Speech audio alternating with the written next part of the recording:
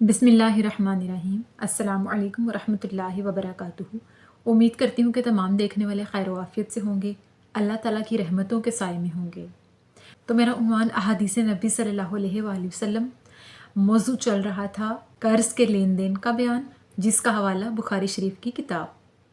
तो आज की हदीस है कि सहाबी हज़रत अबू ज़र गफ़ारी रज़ियल्लाहु तआला अन्हु बयान करते हैं कि मैं नबी करीम सल्लल्लाहु अलैहि वसल्लम के साथ था और आका अलैहिस्सलाम की नज़र ओहद पहाड़ पर पड़ी। तो आका अलैहिस्सलाम ने फरमाया कि मैं ये हरगिज़ पसंद नहीं करूँगा कि अगर मेरे पास ओहद पहाड़ के बराबर सोना मौजूद हो और मैं उसमें से 1 दिनार भी 3 दिन से ज़्यादा अपने पास रखूँ, सिवाय उन चंद दिनार के जो कि मैं कर्ज़ के माल के लिए बचा कर रखूँ। और फिर फरमाया, जो शख्स ज़्यादा माल वाला है बेशक वही मोहताज है, और जो अपने माल को यूं और यूं और यूं इस्तेमाल करता है तो बेशक ऐसे लोग दुनिया में कम होते हैं।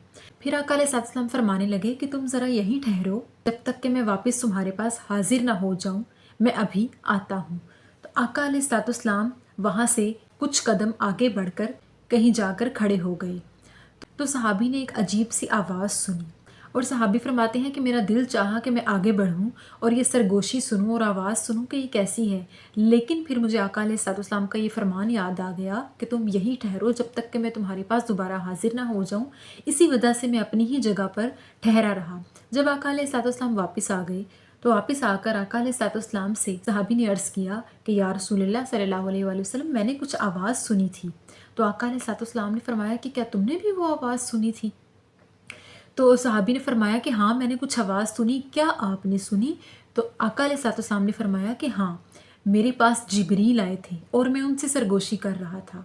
तो सहाबी ने फरमाया कि वो आपसे क्या फरमा रहे थे? तो आका अलैहिस्सलाम ने हज़रत जिब्रील अलैहिस्सलाम का फरमान, जो कि वही लेकर आए थे, बताते हुए फरमाया, जिब्रील अलैहिस्सलाम मुझसे कह रहे थे कि तुम्हारी उम्मत का जो शख्स अल्लाह के साथ किसी को शरीक ना ठहराएगा और इसी हाल में मर जाएगा तो बिलाशुबा वो जन्नत में जाएगा।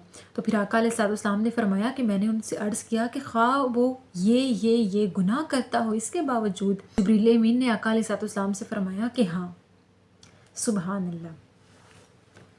इस हदीस मुबारक की वजाहत ये कि सहाबी हज़रत अबू ज़र गफ़ारी बयान करते हैं कि एक दफ़ा मैं आका अलैहिस्सलाम के साथ था और आका अलैहिस्सलाम ने मुझे ओहद पहाड़ की तरफ इशारा करते हुए फरमाया कि अगर मेरे पास इस पहाड़ के बराबर जितना सोना होता तो मैं ये हरगिज़ पसंद न करता कि मेरे पास 3 दिन से ज़्यादा कोई 1 दिनार भी बचा हुआ रहता, सिवाय उस माल के कि जिसको मैं कर्ज के तौर पे बचा के रखूं या अल्लाह की राह में खर्च करने के लिए रखूं। और फिर फरमाया कि जो शख्स ज़्यादा माल वाला है बेशक आखिरत में कम अजर वाला होगा।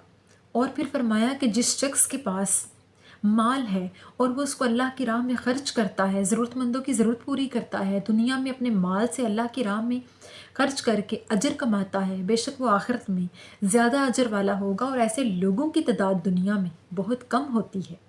और फिर आका अलैहिस्सलाम ने सहाबी से फरमाया कि तुम यहीं ठहरो, मैं अभी आता हूँ। तो आका अलैहिस्सलाम जब चंद कदम आगे बढ़े तो हज़रत जिब्रील अमीन तशरीफ़ लाए हुए थे और उनसे बातें करने लगे।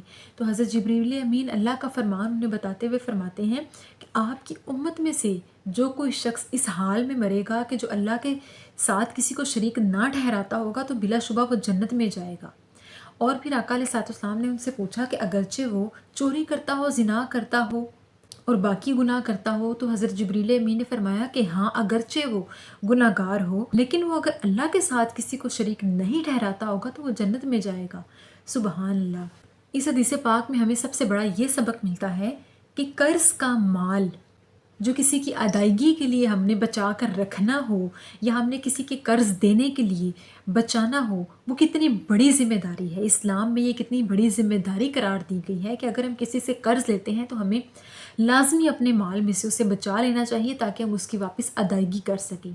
एक दूसरे किस्म का कर्ज होता है जिसे कर्ज हसना कहा जाता है, जिसको अल्लाह की राह में खर्च किया जाता है। हसना से मुराद है नेकी, यानी ऐसा कर्ज जो हम अल्लाह के नाम पे किसी दूसरे ज़रूरतमंद को देते हैं उसे कहा जाता है कि कर्ज हसना। کہ قرض حسنہ کی نیت سے اگر ایک مالدار شخص اپنے مال کی تجوریوں کو بھر کے رکھتا ہے کہ میں اللہ کی راہ میں خرچ کروں گا، بھوکوں کو کھانا کھلاؤں گا، ضرورت مندوں کی ضرورت کو پورا کروں گا اور آخرت میں اللہ مجھے اس کے بدلے میں اجر دے گا، تو ایسا کرنے کے لیے کوئی بھی انسان اپنے مال کو جوڑ سکتا ہے۔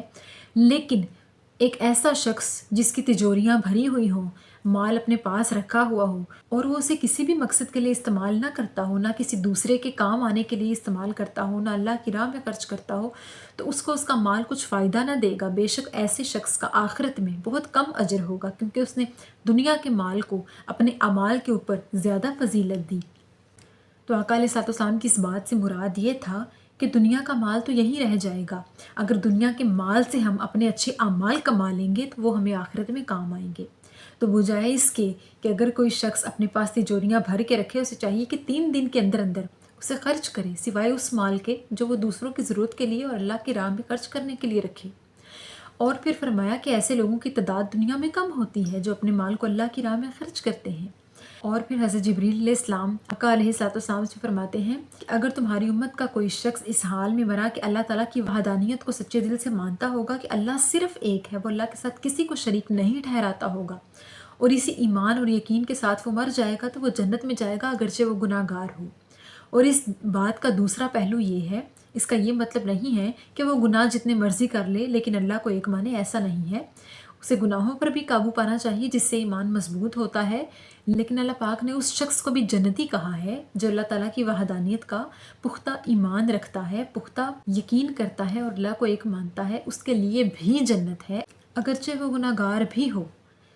تو ہمیں چاہیے کہ ہم ان کی باتوں سے یہ سبق سیکھیں کہ اگر اللہ نے کسی شخص کو مال دیا ہے تو ہمیں اس مال سے اپنے آخرت کے لیے اچھے اعمال بنانے چاہیے، اچھے اعمال اکٹھے کرنے چاہیے جو ہمیں آخرت میں کام آئیں گے، نہ کہ ہمارا دنیاوی مال ہمیں کام آئے گا۔ اس مال کو اللہ کی راہ میں خرچ کر دینا چاہیے، ضرورت مندوں کی ضرورت پوری کر دینی چاہیے اور نیکیاں کمانی چاہیے۔ اور اپنے ایمان کو پختہ رکھتے ہوئے ہمیں اللہ تعالیٰ کی وحدانیت کو صدق دل سے ماننا چاہیے کہ اللہ کے سوا کوئی نہیں ہے، اور ہمیں ہر قسم کے گناہ سے بچنا چاہیے، چاہے کوئی چھوٹا سے چھوٹا گناہ ہو یا بڑا ہو، ہمیں ہر قسم کے گناہوں سے اجتناب کرنا چاہیے، اپنے ایمان کو اور اپنے اچھے اعمالوں کو بچانا چاہیے کہ کسی برائی کے عوض ہمارے اچھے اعمال ضائع نہ ہو جائیں۔ تو اللہ تعالیٰ سے دعا ہے کہ اللہ پاک ہمیں نیک اور صالح اعمال کرنے کی توفیق عطا فرمائے، ہمیں سچا پکا کامل ایمان والا بنائے، اور ہمیں آقا علیہ الصلوۃ والسلام کی سیرت طیبہ پر چلنے کی توفیق عطا فرمائے۔ آمین ثم آمین۔ شکریہ۔